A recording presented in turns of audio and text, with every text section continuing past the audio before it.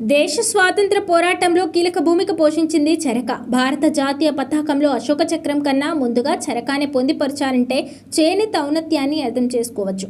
నాడు విదేశీ వస్తు బహిష్కరణలోనూ కీలక ఆయుధంగా చేనేత నిలిచింది. దేశీయ చేనేత రంగాన్ని దెబ్బకొట్టేందుకు నాటి బ్రిటిష్ పాలకులు అనేక పన్నులు విధించారు. వాటికి వ్యతిరేకంగా చేనేత కళాకారులు వస్త్రమే ఆయుధంగా ఉద్యమించారు. చేనేత కార్మికులు మేధావుల సుదీర్ఘ పోరాటాల నేపథ్యంలో 2015లో భారత ప్రభుత్వం ఆగస్టు 7వ తేదీని జాతీయ చేనేత దినోత్సవంగా ప్రకటించింది. ఏటా జాతీయ చేనేత దినోత్సవాన్ని నిర్వహిస్తున్న ఆచరణలో మాత్రం ఆ స్ఫూర్తికి విరుద్ధంగా కేంద్ర ప్రభుత్వం వ్యవహరిస్తుంది. చేనేత రంగాన్ని నిర్వీర్యం చేసే విధానాలు అవలంబిస్తుంది.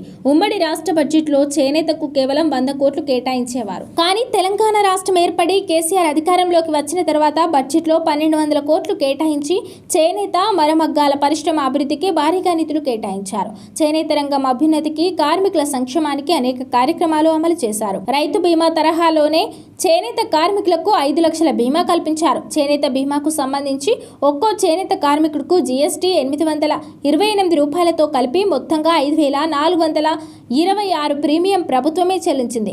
కాంగ్రెస్ ప్రభుత్వం ఈ పథకాన్ని అటకెక్కించింది. కేసీఆర్ సర్కార్ థ్రిఫ్ట్ పేరుతో ప్రారంభించిన చేనేత పొదుపు పథకాన్ని సైతం కాంగ్రెస్ సర్కార్ నిలిపివేసింది.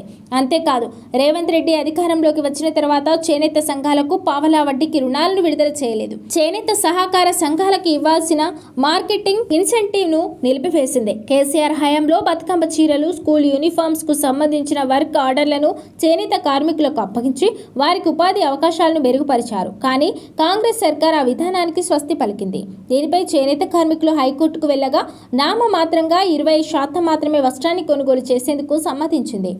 కేంద్రంలోని బీజేపీ సర్కార్ సైతం చేనేత రంగాన్ని పూర్తిగా నిర్వీర్యం చేసే విధానాలే అమలు చేస్తుంది. చేనేత కళాకారులకు కేంద్ర ప్రభుత్వానికి అనుసంధానంగా పనిచేయడానికి ఆల్ ఇండియా హ్యాండ్లూమ్ బోర్డు ఉండగా దానిని రద్దు చేసింది.